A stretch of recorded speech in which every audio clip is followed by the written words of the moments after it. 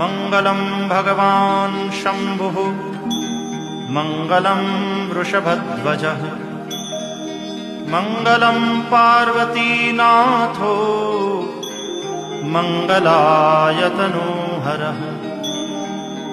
सर्वमङ्गलमाङ्गल्ये शिवे सर्वार्थसाधिके शरण्ये त्र्यम्बके गौरी नारायणि नमोऽस्तुते।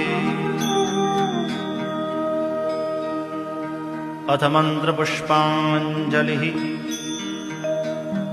ॐ जग्नेन जग्नमयजन्त देवास्तानि धर्माणि प्रथमान्यासन् तेहनाकं महिमानः सचन्त यत्र पूर्वे साध्याः सन्ति देवाः।